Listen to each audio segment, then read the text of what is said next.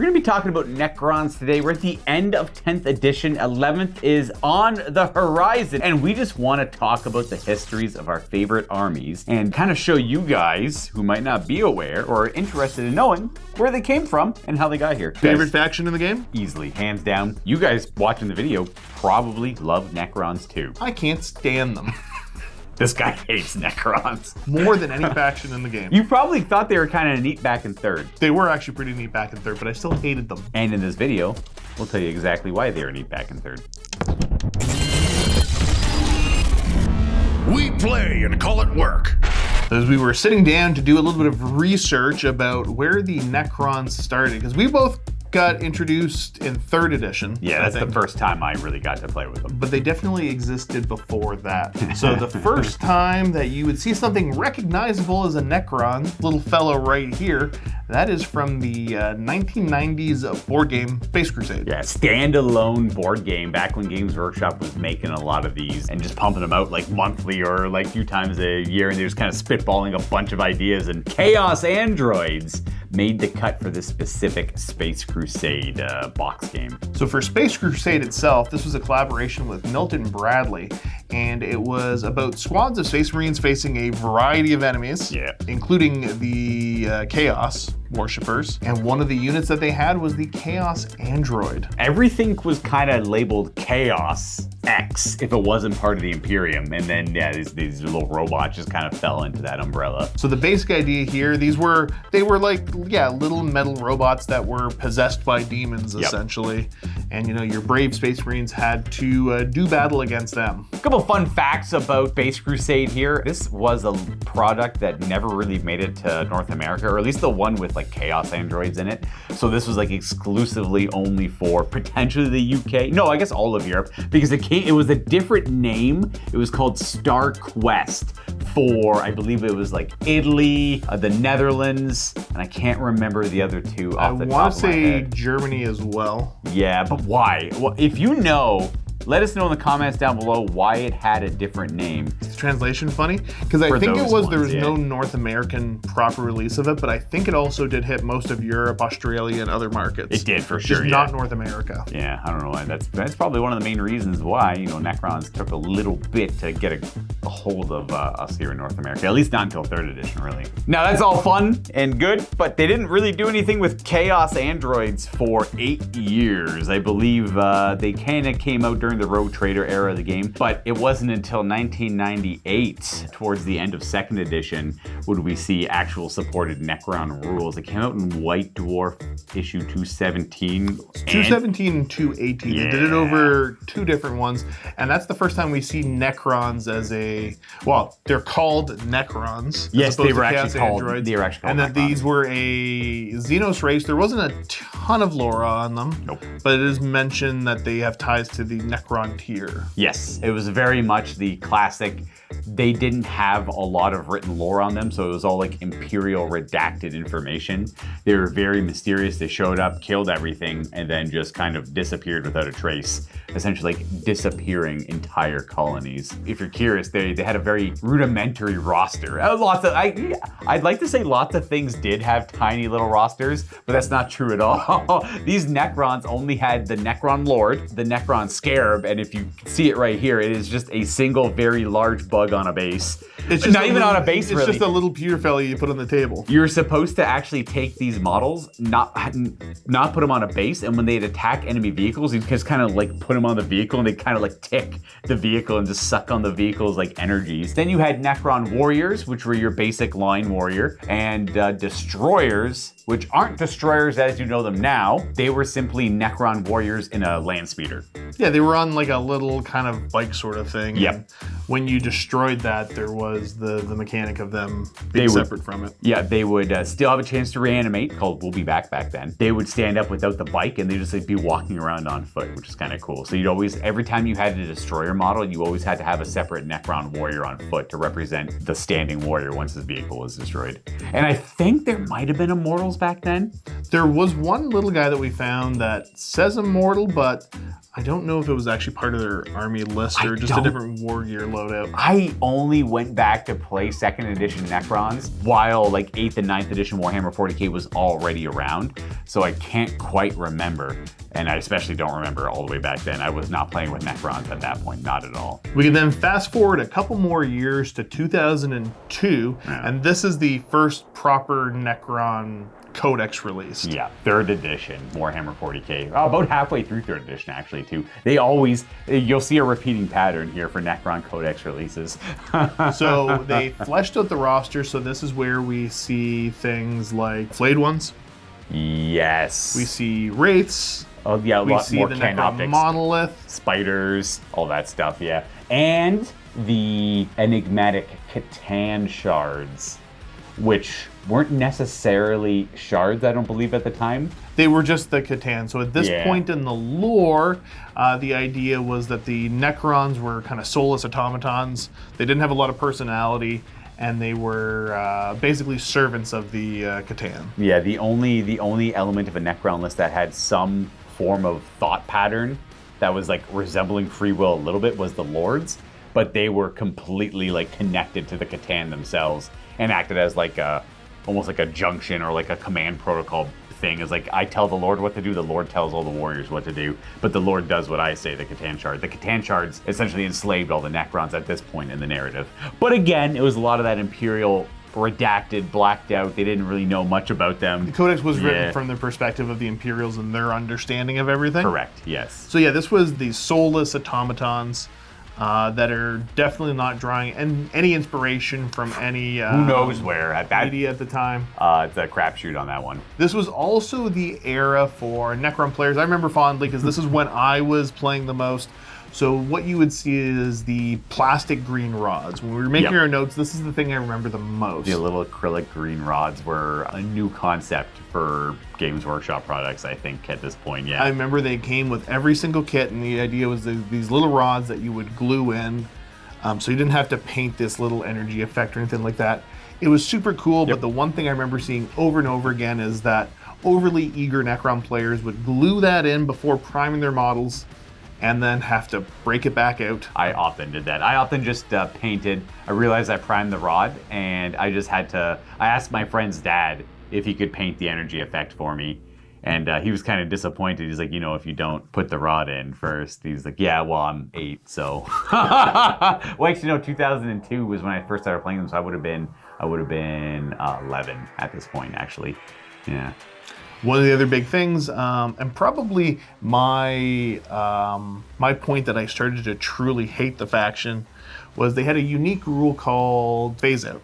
Yes, yes. This was during the glory days of Warhammer, where it was more about just beating up your opponent and defeating their army and tabling them, and that would win you the game. And it was often that an army would have like some sort of major drawback that helped identify them. Some were a lot more obvious than others, and the Necrons was like right on the nose. It was right there in the rules. Phase out. So the way that phase out worked is that if you lost 75% of your Necrons, specifically the Necron infantry and things like that, yeah, then you would count as being tabled. Yep. That was a win for your opponent.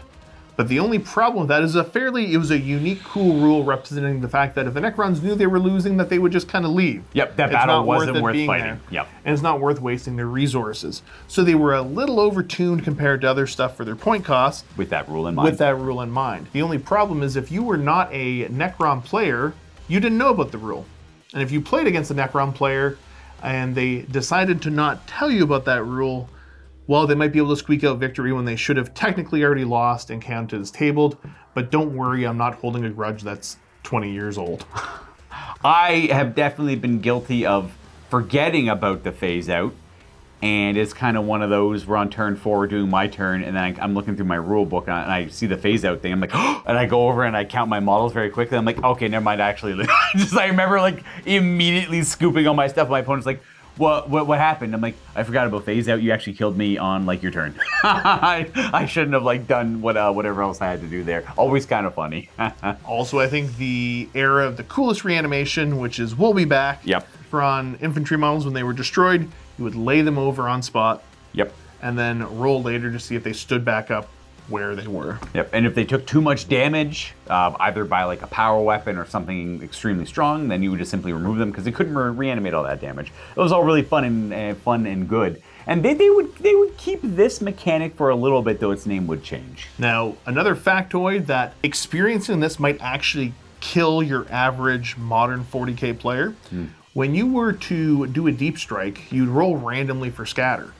And it was dangerous for most things because they could be destroyed on a bad result if you scattered into enemy models or things like that. Right. Except that there was one model in the game that worked differently, and that was the Necron Monolith. Yeah. Which actually displaced models. Yeah, it was unique for him where you could put it wherever you wanted, and if it landed somewhere awkward, everything would just move out of the way from it. And it had a bunch of just weird out-of-the-box rules where you could just take units of Necrons from where they are and have them come out of the Monolith, and you could just reposition your whole army. They essentially had a lot of toys and tools that every other army didn't have access to, in addition to their Gauss weapons just always glancing, and no matter what, they didn't really have heavy weapons at the time because they didn't need them. All of their Gauss weapons could affect armor of any strength. Now, we mentioned earlier that this Codex for 3rd edition they received near the end of the edition, which means for that the entirety of 4th, they didn't get anything new. No, not at all. Like maybe there was like a new Lord, I think, had There come was out. a new model of a Necron Lord that was kind of cool. Yep. And then other than that, you did see support from Forge World, and that was the big old Necron pylon. Yes, which actually. was rather iconic. That's the first time it came out. That was quite a sizable, even to today's standards, that's still a pretty decently sized model. And back then it was like crazy big. And I've actually never seen one until I started working here. I never ever came across the Necron pylon while growing up. But this 3rd edition Codex was absolutely and to this day is still my favorite Necron Codex. Not so much like the lore's cool, all that's cool, just mechanically, I liked that kind of spooky, mysterious Necron, and the mechanics were really fun too. I liked them a lot.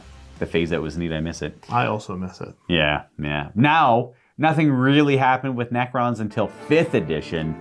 Around 5th edition Warhammer 40k, a lot of armies got reimagined. There was a whole new team of designers, a new generation of designers. So they were given the freedom to kind of make these armies in their own image in a lot of ways. And Necrons would see a huge, some call it a retcon, some call it the Imperium just finding out more information about the Necrons because everything was so mysterious before. But Matt Ward would take over writing the rules for Necrons in 5th edition Warhammer 40k.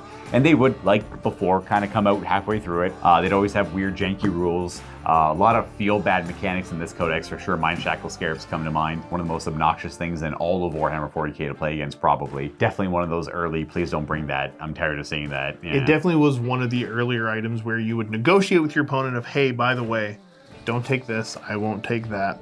Then you also see lore changes with the Necrons of they start to gain personality Yes. and individuality. All of like the characters, the cryptex. Well, I guess cryptex kind of come out in 5th edition too. The scientist cast of Necrons, and they would all gain free will. They would all gain a little bit of personality, very like human-esque, mirroring their like Necrontyr life before. And it would turn out that the Necrons were not subservient to the Catan. The Necrons were actually dominated the Catan millions of years ago, destroyed them, broke them. Well, it can't destroy the energy of the gods, but it can break them up into millions of shards.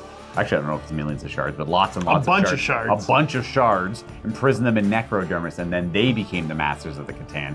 That was I don't know if that's technically a retcon. It's pretty retcon-y, for sure. Depending how you look at it, because you also saw the rise of a bunch of Necron named characters Yes. which did not exist before. That's true. That was not a thing for the Necrons. Yep, they never ever had Necron named characters. But then you have they did have Imhotep the Stormlord in 3rd. He was, yeah. He was I think the only named character in 3rd. I remember because he had that really cool art where he's like standing. I'll try and find there. He's like standing very straight, tall. It's black and white. That old 3rd. Did he have rules? He did. Yeah. I don't think you're right. All right, fine then, Luca. You show me. Look at this bad boy. This is the best codex ever. Okay, so we're gonna flip right to the back after all the narrative stuff. Nightbringer talks about, Deceiver talks about. And then I believe it goes to Mr. the Stormlord. Oh man, I'm very confident. We had to do this live because I wanted to prove Josh wrong live. I gave you the option of not being embarrassed. No. He totally had rules in third. Nimotech the Stormlord had rules in third. Don't prove me wrong not now, only Luca. Did he not have a model, he didn't have rules. I swear. Am I thinking of a fifth then? The Deceiver. And I swear the Stormlord's in The here. named characters were at the back after the units were shown off. You could go to the beginning and look at the HQ choices if you want, or you can look at the Necron summary of all their different stats. No, he's got to be here. I swear he was in third. No! All right, well, I will humbly accept defeat here. I was incredibly confident the Stormlord was in this Codex. Not just the Catan shards are the only named characters. No Stormlords. Yeah, I guess no Overlords. Oh, just Lord. Lord. Just simply the Lord. I am proven wrong. That's crazy. I swear he was in there. Well, I'm glad to be proven wrong still. However, awesome Codex. Son of a gun. I swear he was in there. Okay, well, back to name characters of 5th edition. Josh is absolutely correct. The Stormlord, Trazen the Infinite, Illuminor Caesaras, Nemesis Andrek, and Vargard Oberyn. They're like inspired by Don Quixote and I can't remember, Sancho Panza, I believe. I'm not well enough read to know. Oh, fair. I only know things like this random character wasn't in the 3rd edition book. Yeah, well, he's not just a random character. He's the dad who showed up. The other thing that they did have included here, expanding the lore, is that we have the different Necron dynasties showing up now. Yeah, that's right. Yep, elaborating on the dynasties, their home world, the crown worlds they call them, and a little bit more information on how the Necrons controlled the galaxy 60 million years ago. Very cool stuff. I did appreciate personally all this stuff coming out. I definitely liked the elaboration on all that, and it helped me kind of get a better, I don't know, appreciation of them a little bit. I do like the lore in this old book, but I think I personally prefer the 5th edition one. But I also played it more, so I don't know. Once we move along from 5th edition, that era, we get into 6th edition, which was a weird and awkward growing up time for pretty much every single faction. The game got reimagined for a modern audience around 6th edition. So you don't really see a ton of innovation happening with Necron stuff itself, except for you see larger kits being offered. For every army in general, yeah. And then the Necrons would get the Tesseract Vault. The Tesseract and the Obelisk.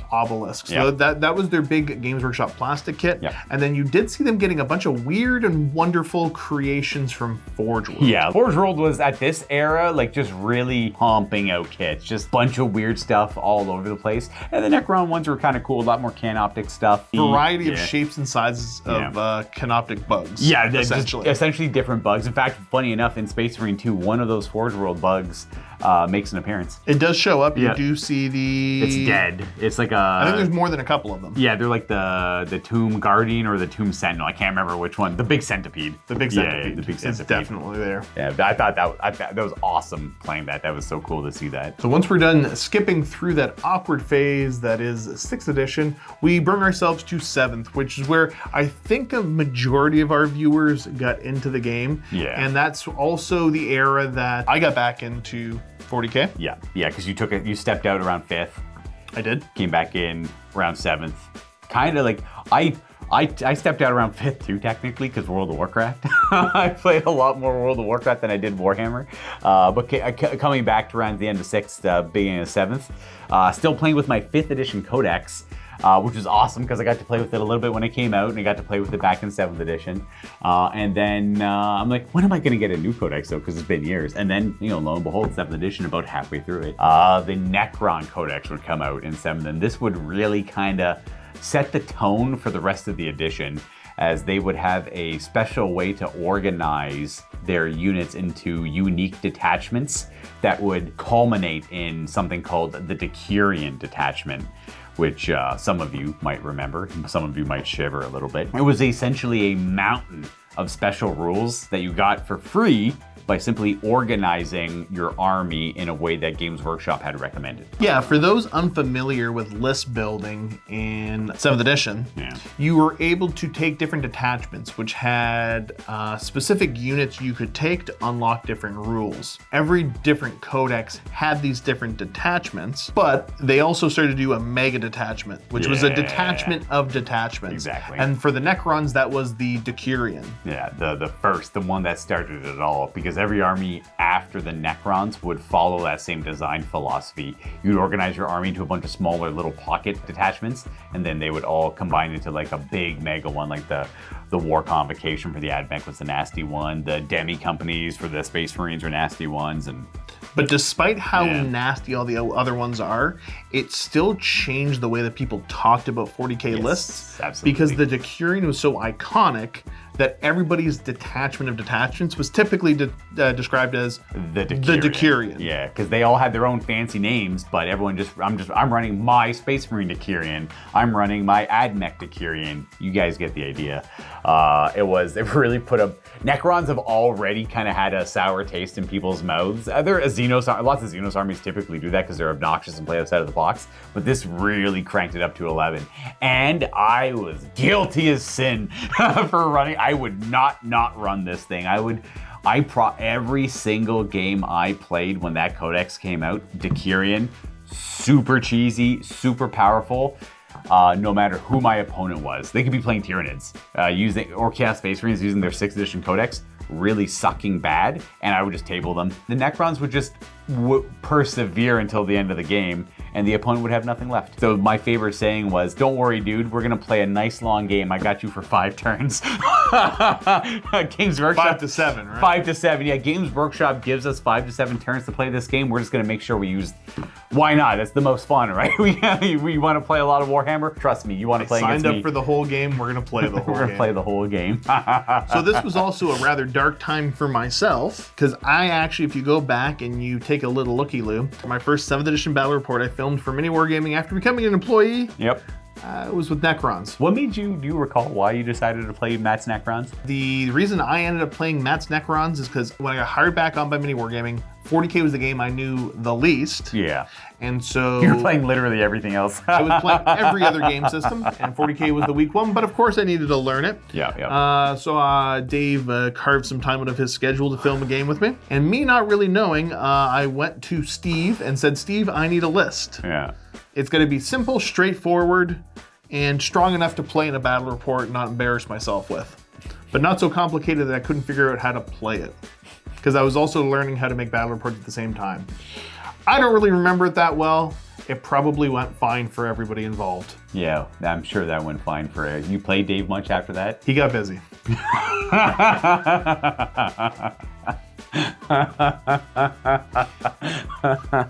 This also marks the time that I believe you started working for MiniWarGaming. Yes, I started working for MiniWarGaming at the last month of 7th edition. Everyone is so fatigued. I'm even fatigued of 7th edition, and I loved this one quite a bit. I wasn't even playing the Decurion anymore. I was just doing the regular combined arms attachment. So me and Steve, but I was still trying to make it as Decurion as I could. So I'm still quite guilty of it. But yeah, I think I got to play my first game ever as a content producer. Definitely was with my Necrons. I still remember my guest. Unfortunately, I don't remember his name, but I do remember the terrible experience you gave him. It was he came by to play a game. He has no idea who I am. And it's like, "Oh, you're gonna be playing Luca." He's like, "Oh, who's Luca?" I'm like, "Oh, he's the jerk who plays Necrons." One more thing I wanted to know, during 7th edition, this was when they would change reanimation protocols from how they had it in 3rd and 5th edition, and kind of 2nd as well, technically, to just being a feel no pain. And this would start a long chain of them not really knowing what to do with reanimation protocols anymore, because since 7th edition, it has been different every single time. Though there's a good chance it's going to stay the same in 11th, because, all the armor rules are staying relatively the same. And just to confirm for all the old heads watching the video, when Lucas says reanimation protocols, the rule he's referring to is "we'll be back." We'll be back. Yes, it was called "We'll Be Back." Back in the day. I think it was even called that in 2nd as well. Yeah. And then, 5th, they turned to reanimation protocols because they're trying to be more serious. That's when everything, that's literally, I think they're trying to be more serious with all their products and not be so tongue-in-cheeky and give a little more personal identity to it. But, speaking of things changing, 8th edition comes out. New Necron Codex comes out in 8th edition. Not really like anything too new model-wise. They wouldn't see a huge range refresh for a little bit. 8th edition, I think, is my least favorite iteration of the Necron rules. I found them to be the weakest. A lot of people's entry point into the game. Yes, this was probably... They revamped everything. Yeah, reworked the game, the core rules, every army from the ground up, everything was different. Completely different. Space Marines and aliens, chaos, doesn't matter. Everything had a different rule. So it makes sense that Necrons would as well. I like the reanimation protocols in 8th edition, but people quickly realized, or the armies would ramp up and power creep would come into play. And it was very easy to put a Necron unit down before it would have a chance to trigger its reanimation protocols. And about halfway through the edition, or even before that, I realized reanimation protocols wasn't even an active rule anymore because people were able to consistently put units down. And you needed to have a turn with a damaged unit for its reanimation protocols to even trigger. And if Before we could kick in. And if you didn't have a turn with your unit, then you'd get no rule. And that was kind of always the case. And yeah, but we had been playing a lot of Necrons versus Imperial Guard at the time. And I was still getting some pretty good games in here and there, getting a few licks in there, here and there. So you had a perception of Necrons in your mind. I had a perception of Necrons being very powerful, going all the way back, and let's just say that I didn't necessarily hold back when my opponent brought Necrons usually. So yeah, there was a guest or two who had a, we'll say, very casual Necron list. Because when I was playing Necrons, I was just bringing the best of the best stuff to try to counteract that like lack of reanimation protocol rule. There was, and for me, I only seen so much of the Necron line because Luca was my regular opponent, so I knew what a lot of things did. Tragically for me also, I remember having a discussion with you the one time about Necron units. This is also the edition that I discovered that my favorite Necron unit, the Pariahs, turns out they took them out of the game. Pariahs got removed in the game back in like 2005. So this is like gotta be like 2016 or 2017 or something. So it's probably 12 years after they're removed. Which answers why I hadn't seen them for a while. Yeah, Josh had asked, like, why don't you ever bring Pariahs? I'm like, I feel like Pariah's been gone for 12 years, dude. That was awesome. I remember that very fondly. They got rid of Pariahs with the 5th edition Codex release and replaced them with Lich Guard. Lich Guard were the Pariah, essentially. And we still have Lich Guard to this day. And still, there are examples of some Pariahs still in the lore. Not so much models, though. But that's pretty much all 8th edition would have to hold for Necrons. 9th edition, however, is probably one of their most notable editions. They would, for the first time ever, be in a starter box, crowning the edition with Space Marines, of course. This would also see a huge range refresh and just kind of bolstering the roster of Necron units, using the destroyers and the Canoptic as extra design space. Coming up with the Ophidian destroyers, which is a shout out to the old Necron Wraith from back in the day, and the Skorpek destroyer, in addition to giving the Locust destroyers their identity, and then all of the Canoptic walkers and the rest of the Canoptic stuff that came along with it. The new Scarab too, for the first time since 3rd edition. And speaking of that, in 9th edition, we would see the release of the Catan Shard of the Void Dragon, a new Catan Shard model technically, but the first new Catan Shard model also since 3rd edition. So, obviously like a long time coming, well over 12 years, maybe even closer to 15 years. The Void Dragon had been in the lore. I knew of the Void Dragon all the way back when I was paying attention to Necrons in 3rd, so has definitely been around and talked about for quite a time. Never had a model. Never had a model. Or rules. Or rules, yeah. There's like a whole pantheon of Catan shards, or Catan, that were broken up into shards, and they've only explored 3 of them. Of the, I think there's 10 or 12. I want to say in the lore they've explored at least 4. Oh, is there 4? Deceiver, Nightbringer, the one. Outsider, I think, is what it is. Oh, but I might be wrong. Okay. It might be called something else. Might be something else. I can't quite remember. The one the Tyranids have been avoiding. The one the Tyranids, okay, yes, that's right.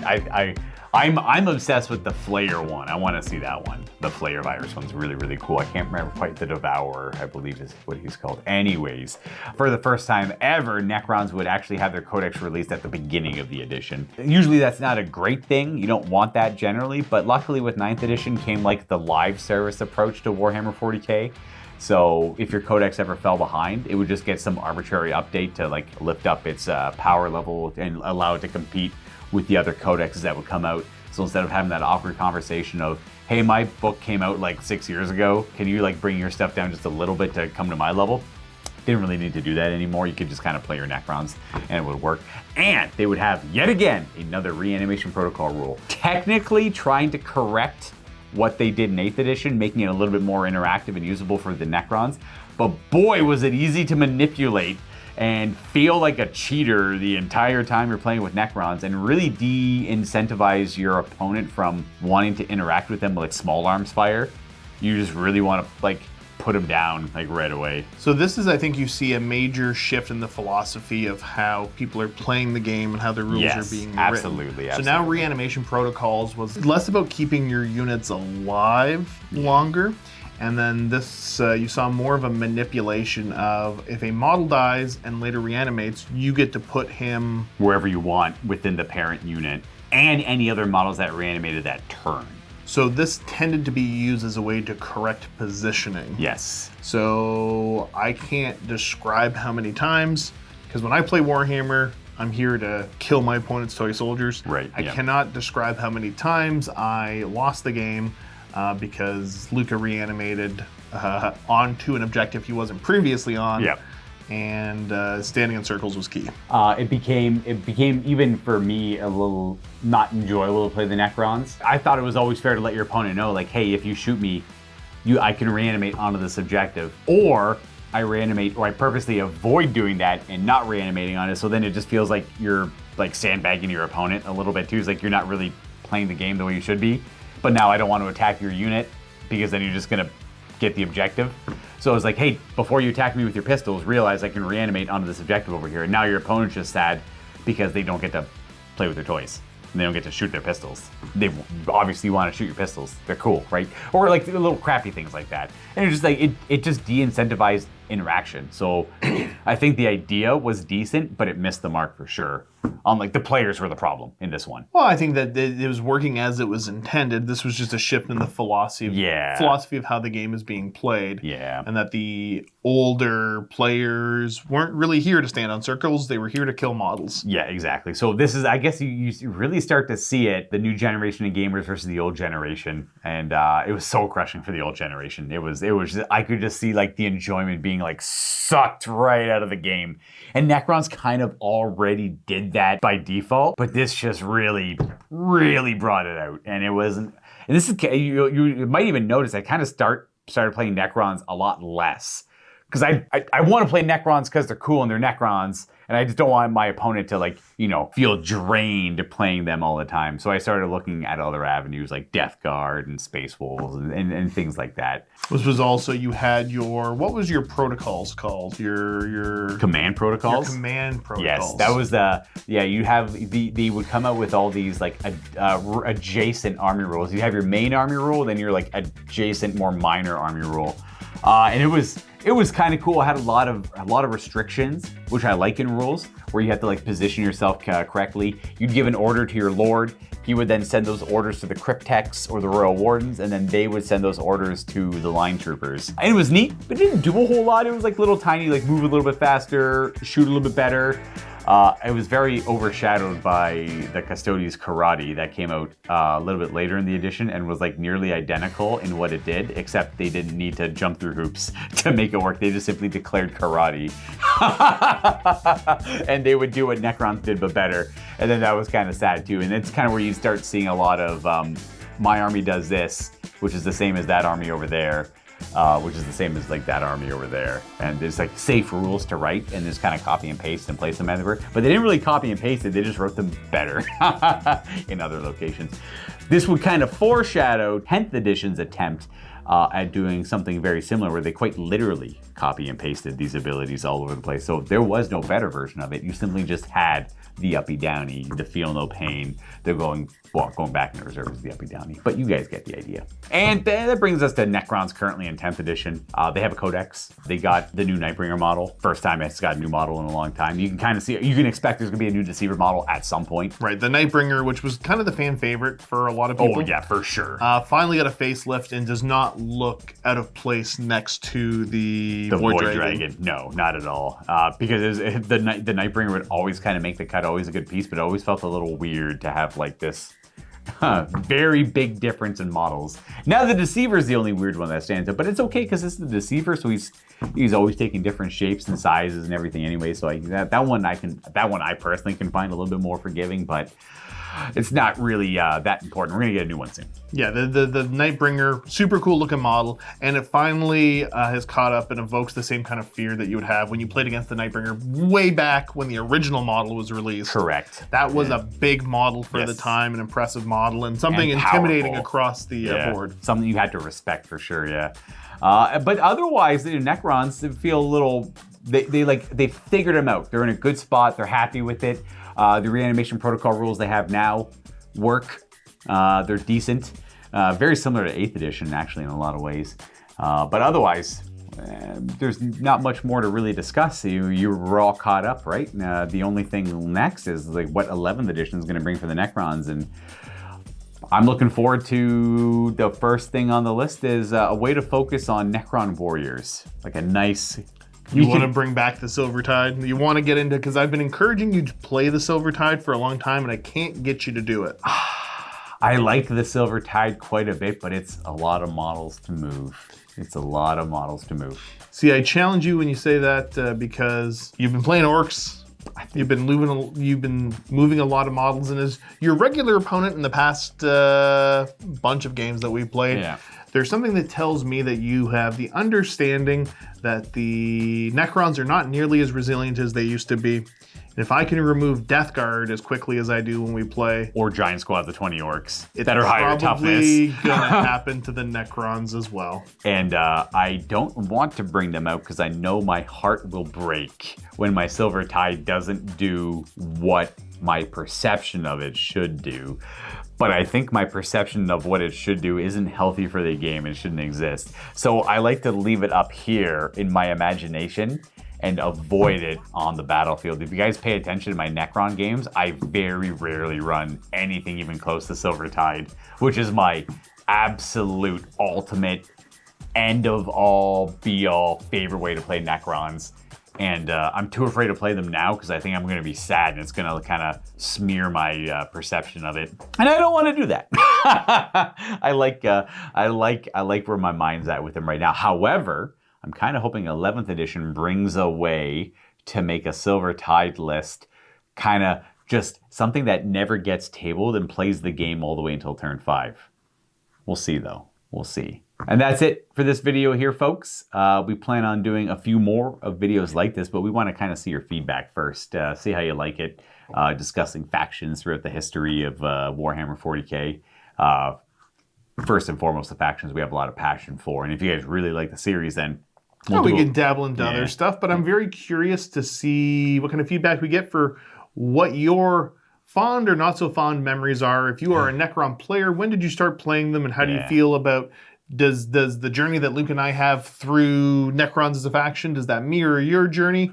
And then I guess the same questions if you never played Necrons but you played against them. What were your experiences like of Necrons throughout the years? And with that, we'll wish you all some happy wargaming. I look forward to seeing what you see or say down below. And we'll see you all next time very soon. Happy wargaming.